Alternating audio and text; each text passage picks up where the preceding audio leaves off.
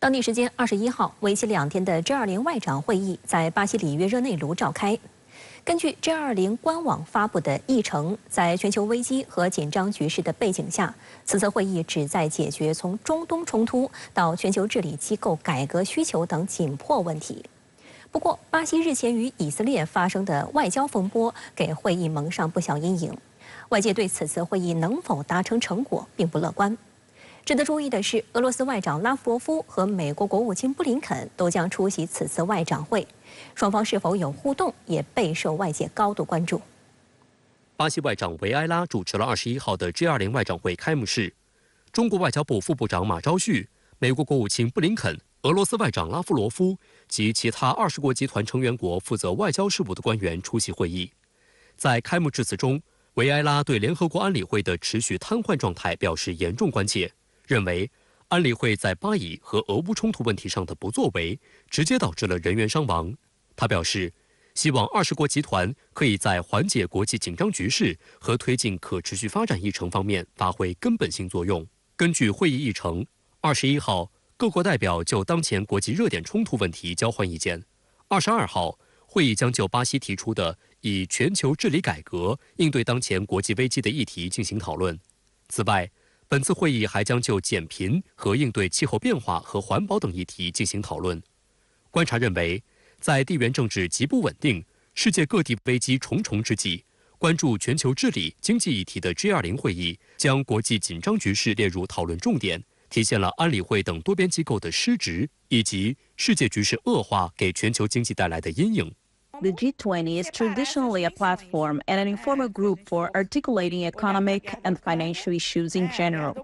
Geopolitical issues and security agenda issues usually are left out of the G20, but we know that there is no way to separate these dimensions. 深圳卫视注意到，在 G20 外长会开幕前，美国国务卿布林肯会见了巴西总统卢拉。此前，由于卢拉在埃塞俄比亚出席非洲联盟峰会时，将以色列在加沙地带的军事行动与犹太人大屠杀相提并论，引发了一场外交风波。以色列宣布卢拉为不受欢迎的人，巴西则急召驻以色列大使回国。一名美国官员表示，卢拉和布林肯就巴以冲突进行了坦率的交流。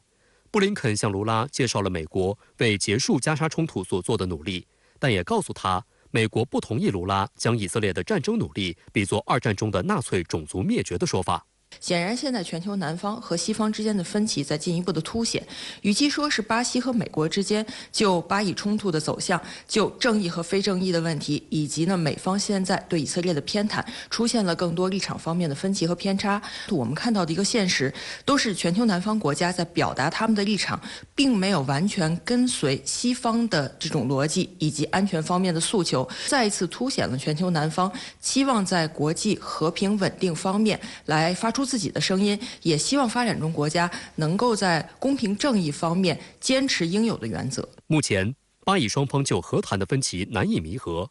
以色列议会21号表决通过反对与巴勒斯坦人达成永久解决方案的国际指令，反对单方面承认巴勒斯坦国的立场。以色列议会发表声明说，巴以问题的解决只能通过双方不设前提条件的直接谈判实现。以色列将继续反对单方面承认巴勒斯坦国。外界注意到，在巴以冲突问题上多国间的不同立场，让此次 G20 外长会议蒙上阴影。有分析认为，卢拉要借这次巴西主持的 G20 外长会议，说服以色列接受各方提出的巴以冲突和平解决方案的期望已经落空。It tried to punch above its weight, trying to influence the war in Ukraine, the war in Gaza, and there are limitations. We should recognize that. 俄乌冲突也是此次 G20 外长会的重要议题。尽管俄罗斯外交部表示，将乌克兰问题纳入 G20 会议具有破坏性，但在俄乌冲突爆发即将届满2周年之际，乌克兰危机依然吸引着与会各方的注意。观察指，因存在巨大分歧， G20 成员国对俄乌冲突问题达成共识的前景同样不乐观。去年9月在印度举行的 G20 峰会，最终以一份淡化声明的措辞收尾。G20平台在近年来的发展，大家会看到，在俄乌冲突发生之后，其实这个平台它发挥效能某种程度已经受到影响。应该说，对于美国来说，非常希望的是在重要的多边平台上尽可能的削弱俄罗斯的影响，甚至所谓的把俄罗斯开除在外。当前乌克兰危机和巴以冲突相互叠加，涉及到国际公平正义的问题变得更多的复杂。很多西方人士分析，当前针对两场冲突，其实西方自身已经表现出双标，西方尤其是美国是按照自己的政策主张，按照自身的战略诉求来进行设定，希望呢通过 G20的平台进一步的加固、放大自身的立场，达到战略竞争的目的。实际上，美欧多国民众对俄乌冲突感到疲惫。据法新社21号报道，最新一项民调显示，只有10%的欧洲人认为乌克兰能够在战场上击败俄罗斯，33%的受访者表示，欧洲应该效仿美国削减援助，并推动乌克兰与俄罗斯达成协议。俄罗斯外交部长拉夫罗夫出席此次 G20 外长会，也引发各方关注。俄方介绍，拉夫罗夫将在会议期间强调，使用全部外交工具，采取和平解决争端手段，开展相互尊重的对话，进行合作尤其重要。他还补充说，拉夫罗夫还将借此机会与多位 G20 国家外长举行双边会谈。多家外媒关注拉夫罗夫是否会在里约热内卢与布林肯会面。法新社称，自2022年俄乌冲突爆发后，两人仅在2023年3月于新德里举办的 G20 外长会期间有过一次简短的1对1会面，但外界对此并不看好。一方面是因为俄罗斯反对派领袖纳瓦尔尼上周在狱中死亡，导致西方与俄罗斯的关系进一步紧张；而另一方面，就在此次外长会召开之际，路透社援引多名知情人士透露，伊朗已向俄罗斯提供了约400枚地对地弹道导弹。美西方国家担忧两国是否已达成相互转让武器协议。若伊朗获得了俄罗斯的先进武器，将会对本轮巴以冲突和地区现状造成影响。显然，现在呢，从美国的角度来说，保持与俄罗斯之间的密切沟通，从战略的需要的方面，并没有极大的紧迫性。尽管美国一直强调的是两个大国之间应该防止误判，但是呢，从沟通的方面来说，如果美国认为进行相关的沟通无异于给俄罗斯更多的战略空间，或者是使自己对俄罗斯全面施压的战略围堵的相关的努力，进而受到影响的话，那么美国会有自己的选择。G20 外长会议在巴西里约热内卢召开，那您认为在这场重大的国际多边外交场合，中方将起到何种作用呢？这次这个在巴西举行的20国外长峰会呢，有2个背景，一个是在巴西举行，而巴西的这个总统卢拉最近对以色列在加沙地带的这个开展的这个军事行动呢，提出了严厉的批评。他认为呢，以色列的在加沙地带的军事行动类似于像犹太人在这个2战中被大屠杀的这样的一种事件相比拟，因此呢引起了这个以色列的强烈的不满。第2个背景就是，我们知道在去年这个9月份呢，这个非盟被这个接纳为20国集团的成员，因此呢非盟的与会也会为这次大会增添它的特点。那么在这样一种背景下，这个我想这次会议肯定会围绕着这个巴以冲突，加沙地带造成的人道主义灾难问题进行展开讨论。此外呢，俄乌冲突也应该是这次会议的一个重点讨论的议题，还有像世界经济的不景气的问题，还有像气候转暖问题，这些问题呢，大概都是这次会议将要讨论的主要的方面。那么在这样的一种背景下，在这些众多的议题中，中国会发挥什么样的作用？我想中国会一如既往的这个坚持这个在巴以冲突中以2国方案来解决巴以的矛盾啊，这个实现这个停火，这个加大这个人道主义援助的力度。此外呢，在这个俄乌冲突上，中国会坚持自己的立场，要求按照这个对话的原则，通过政治方式来化解这场危机。那么对于全球的这个经济问题，那么我想中国会这个主张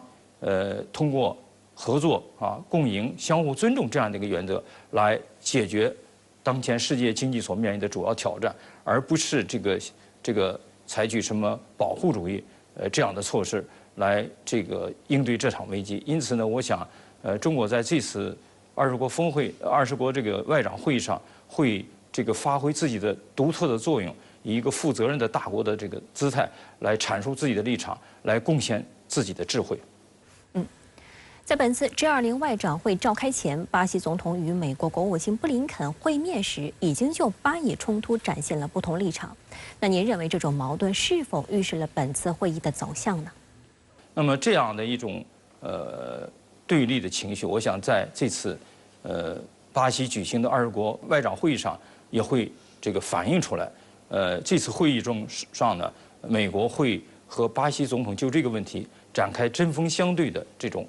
辩论啊，这个争论。那么，但是呢，我个人认为，美国的立场